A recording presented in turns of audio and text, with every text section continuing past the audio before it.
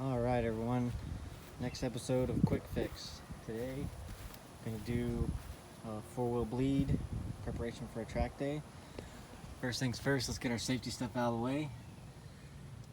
Jacked it up by the pinch welds using a Z01 add-ons adapter. Jack stand.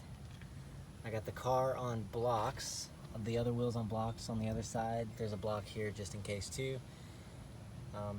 Two methods of safety factor, another one over there, pinch weld, jack, just something just in case, extra precaution.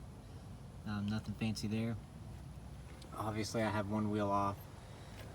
Got some pipe insulation that I cut up and slapped around the rotor, sliding the wheel off just in case. I don't want to ding the rotor with the wheel because it can chip the rotor. Also have this little screw-in adapter that kind of guides the wheel off. So again, just a couple of different methods of safety factor there.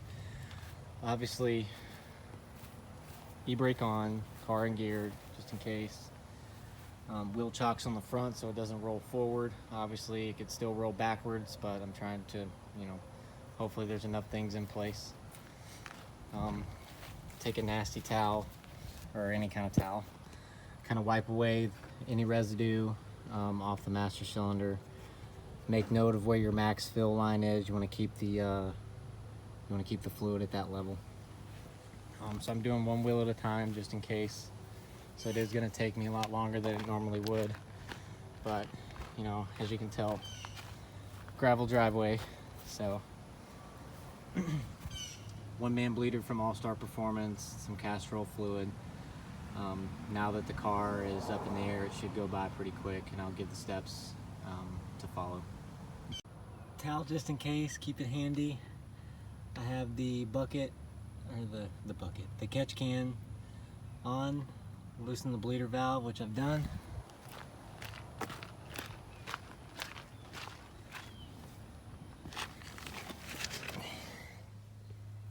Let me give the brakes a couple of easy pumps. Not all the way to the floor.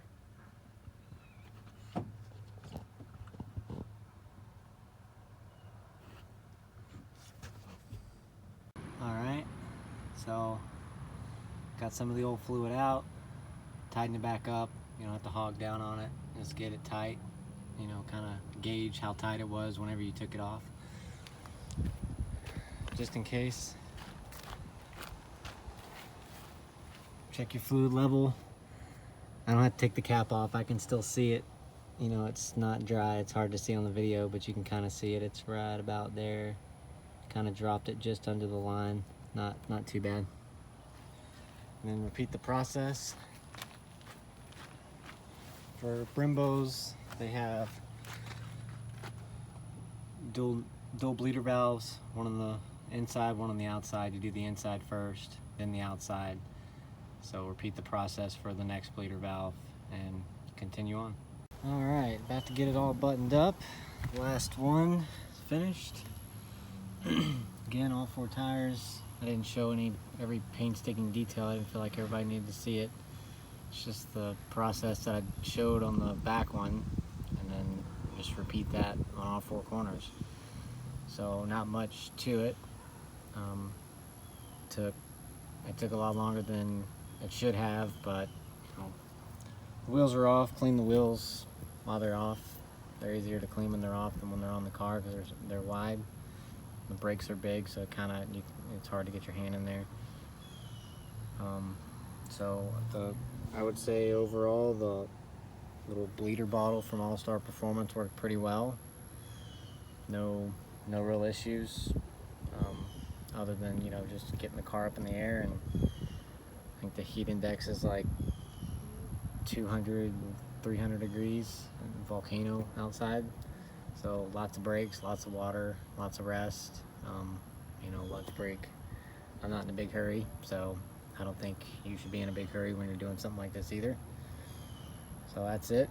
I get the wheel back on, drop it on the ground, finish topping it off with brake fluid for the last time. Make sure the level, when the car gets back on the ground, make sure the fluid level is right, and take it for a spin.